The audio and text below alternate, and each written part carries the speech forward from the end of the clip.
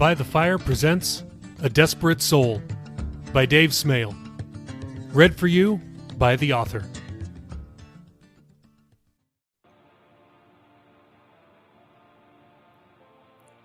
Chapter 16. Nothing in the fridge. Duh. It's not like you bought anything but mac and cheese last time you went to the store, Jacob berated himself. He stared at the empty shelves, knowing he had to go buy some groceries. He dreaded having to walk anywhere, especially since he could have just asked Pastor Billy for a ride a few minutes ago. If only he'd remembered there was no food in the house. Jacob lamented his oft short-sightedness. He briefly considered calling another taxi service, but decided it was wiser to conserve the little bit of cash he still had. Back out the door he went after putting on a hooded sweatshirt. The night air retained the day's humidity, and, by extension, most of its heat. The darkness carried almost no evidence of the wind he and Pastor Billy had felt at the coffee shop. The moist air hung thick like a wet blanket. At first, he thought it was a mistake to wear the hoodie, but he was glad to be able to don the hood when mosquitoes buzzed around his ears. It was worth the extra discomfort, he decided. More mosquitoes swarmed his legs since he was wearing shorts. He swatted at them, missing most but squishing a few that landed on his skin. Demons in training, he thought. Speaking of demons, he quickly turned around to see if there were any attached to him. He saw nothing. Maybe there really aren't any attached to me. He continued walking, mentally prepared to walk another mile to the closest grocery store. But, as he passed a small gas station/mini-mart, his laziness and hunger combined to overtake him. Jacob decided to go inside the ragtag convenience store to find something for dinner, even if it was likely going to be overpriced and disgusting. I should have gone to Wawa, he thought. But that was in the opposite direction. The female store clerk greeted him from behind the counter. At least he was fairly certain she did. The two monsters behind her made it hard to hear if she had said anything.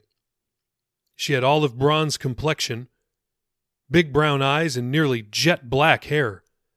Jacob noted how young she looked. Too young to be working at a place where she would have to sell alcohol and tobacco.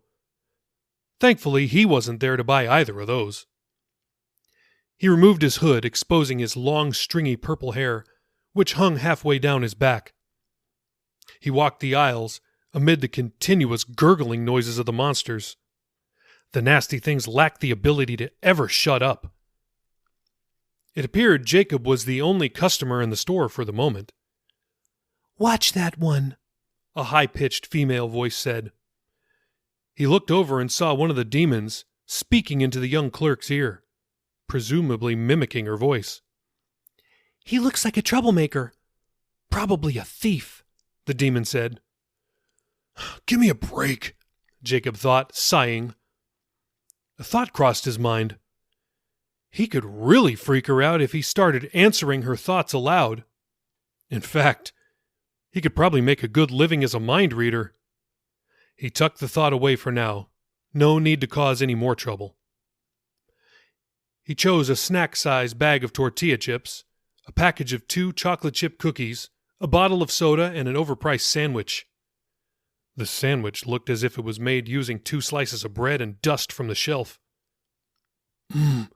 Be still, my beating taste buds, he thought. He carried the items to the counter, where the clerk avoided eye contact with him. The counter was littered with colorful last-minute items. Bottles of knockoff 5-Hour Energy, boxes of Black and Mild cigars, lighters, and USB car chargers.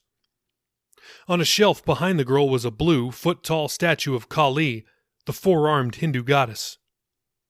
For a moment, Jacob felt as though he had entered the Quickie Mart from the Simpsons cartoon. The girl behind the register looked as though she could be a real-life relative of Dr. Apu. The girl tentatively rose from her stool and inched toward the register. The door of the mini-mart opened, although Jacob did not hear it over the sounds of the demons. What got his attention was the sound of someone loudly cursing. He turned to his left, seeing that, unfortunately, he recognized the customers entering the store. "Look who it is," said Benz, his former friend and bandmate. He was accompanied by a scantily clad female, most likely his new girlfriend or a groupie. She had a single demon attached to her. Attached to Benz were two more, which obstructed his view. He was unable to see if anyone else was coming inside. The door opened again. Two of the regulars who hung out at Bean's apartment walked inside. "Freeloaders," Jacob thought, recalling the men, but not their names. Each of them began shouting insults at Jacob, repeating the suggestions of their attached demons. "You gotta be kidding me. I need to get out of here quick. What's taking the cashier so long?" Jacob looked back at the clerk, behind the counter. She was staring wide-eyed at the customers who had just come into the store. "Excuse me," Jacob said to her. She didn't acknowledge him. He tapped the counter, to no avail. "Oh, snap!" A loud and unmistakable voice shouted. "Uh-oh." Jacob's heart lurched in his throat as Bean entered. Fear gripped him like a vice. He dared not look over at Bean, or any of them for that matter. His mind raced. What would Bean do? Hurl more insults at him? Or would he get physical, as he'd suggested on social media? One thing was certain. Jacob needed to purchase his items and get out of the store as quickly as possible. "Hey, excuse me," Jacob said to the clerk once again, unsuccessfully snapping her from her trance. Bean shouted at Jacob, repeating nearly verbatim what a demon was telling him to say. Jacob continued to look at the clerk. "What you looking at her for?" Bean taunted. "Why don't you look over here? You scared? Huh?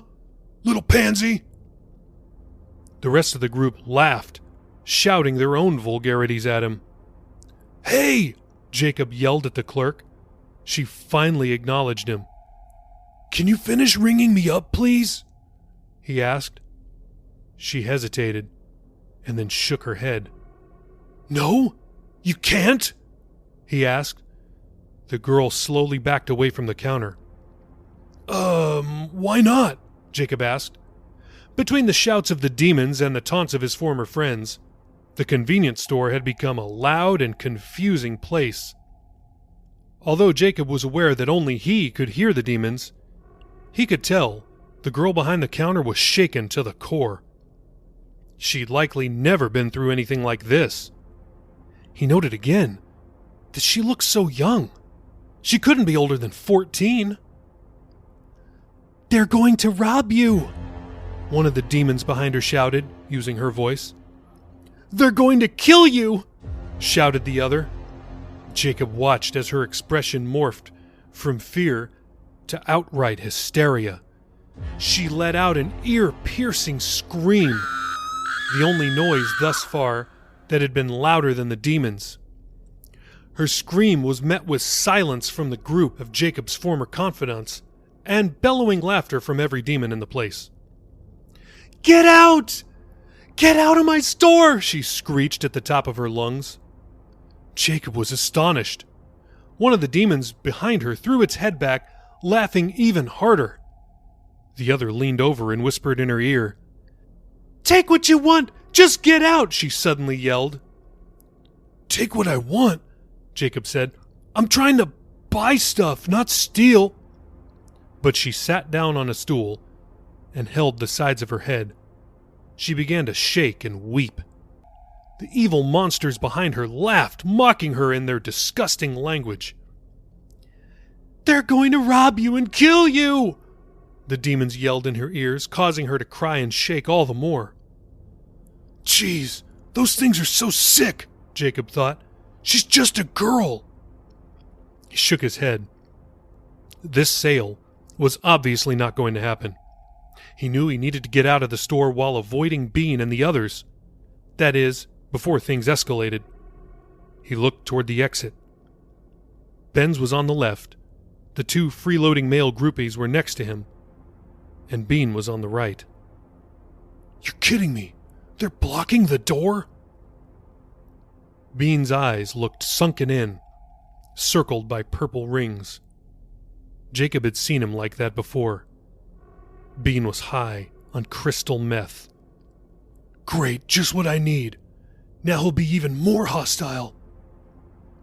The group stood shoulder to shoulder like a blockade, daring him to try the exit. And then he noticed that there were considerably more demons behind them than before. A dozen or maybe more. The girl that came in with Ben's was the only one shopping. She had a single monster with her.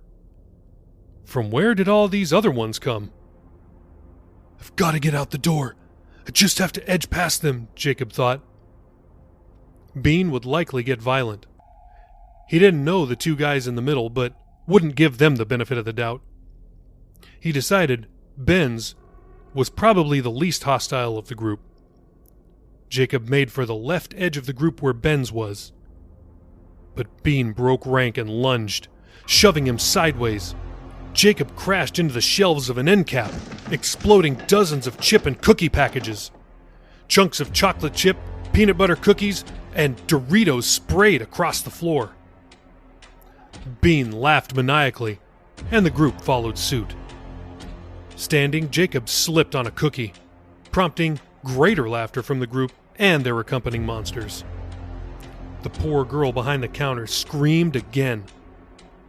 Jacob recovered and bolted for the door. He brushed against Ben's, who, as he suspected, didn't make a move against him. However, one of the nameless freeloaders tripped him as he pushed the exit door open. His face slammed into the door. A spiderweb crack shot across the glass. Jacob stumbled out of the store, falling to the pavement and whacking his head. Disoriented, he staggered to his feet. A warm trickle of blood ran down his temple.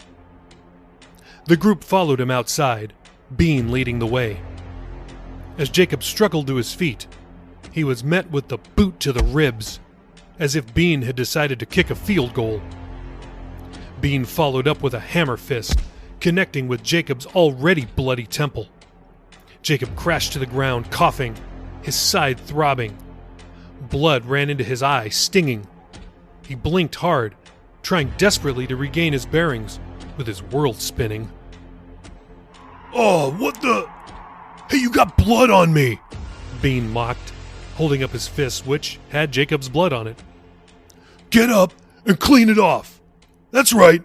Go get a paper towel and wipe your blood off my fist, Bean hollered condescendingly. After 10 more seconds, Jacob finally got to his feet. His head pounded.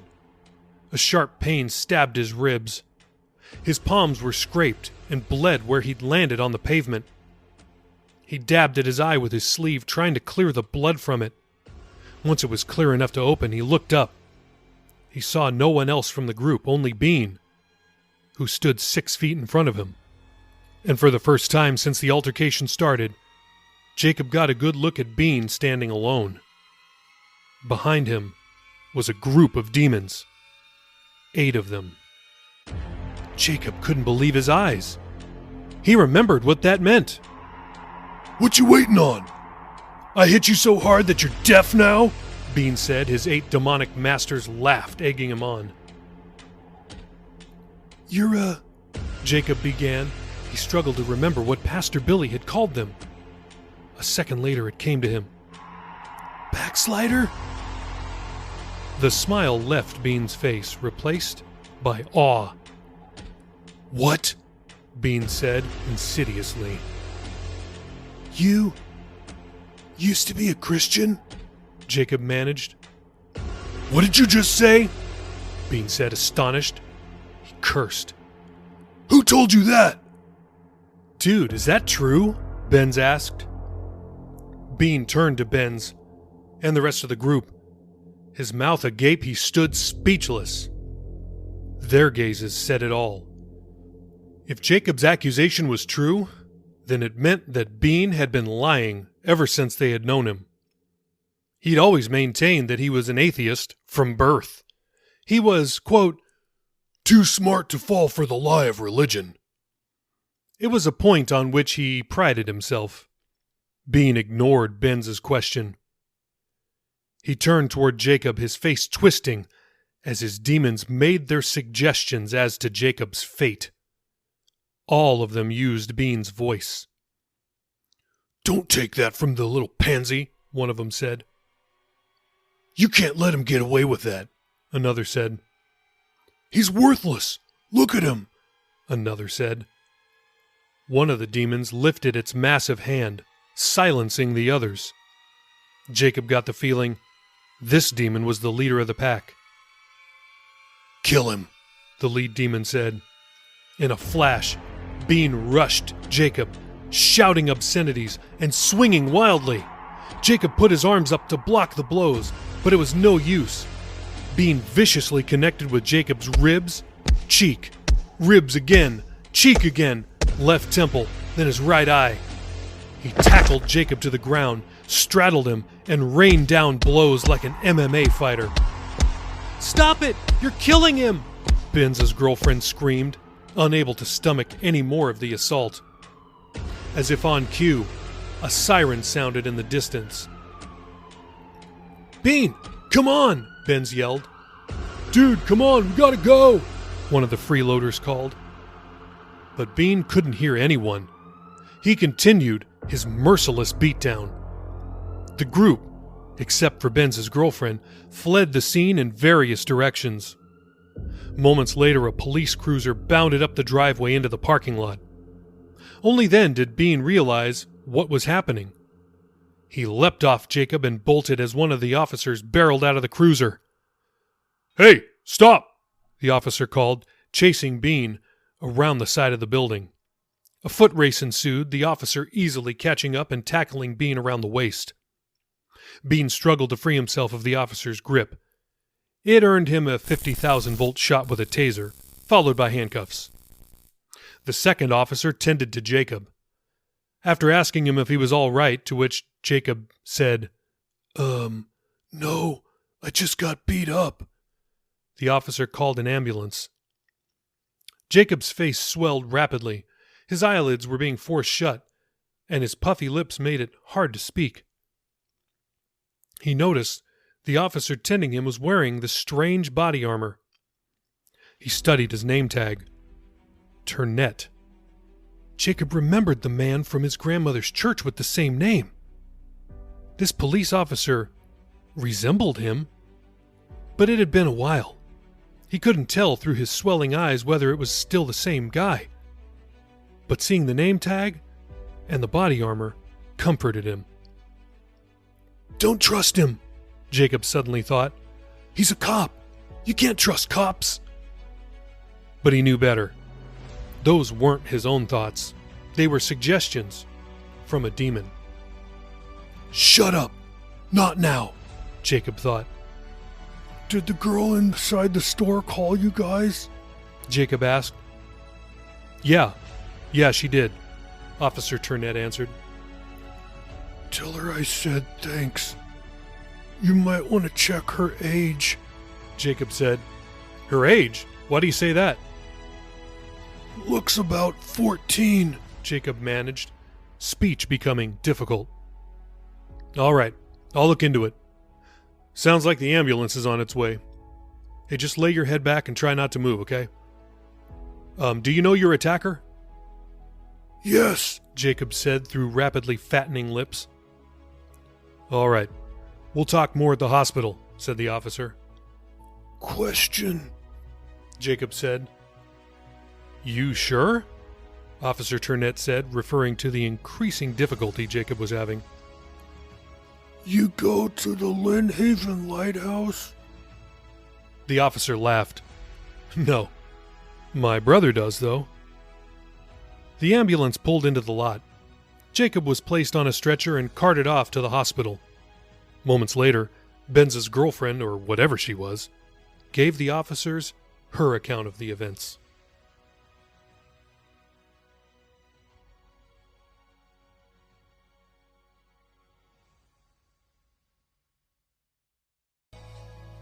"Hey, It's Jacob. I'm not a real rock star, but I might loosely be based on the author, who's also not a rock star. Hey, I just wanted to take a couple of minutes and tell you about Anchor. If you haven't heard about it, it's the easiest way to make a podcast. Let me explain. First off, it's free. Also, there's creation tools that allow you to record and edit your podcast, like right from your phone or computer.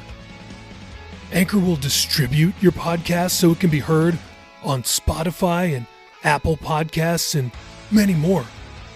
You can make money from your podcast with no minimum listenership, and it's everything you need to make a podcast all in one place. So download the free Anchor app or go to anchor.fm right now to get started.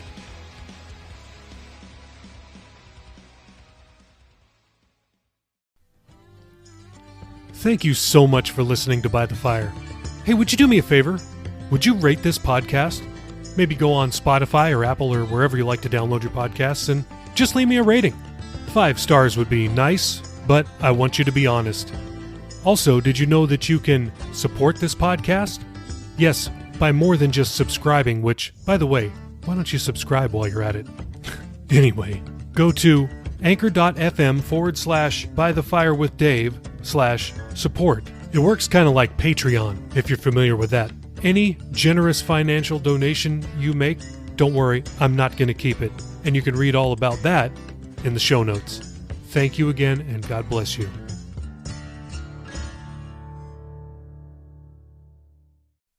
This is a work of fiction. Names, characters, businesses, places, events, and incidents are either the products of the author's imagination or used in a fictitious manner. Any resemblance to actual persons, living or dead, or actual events is purely coincidental.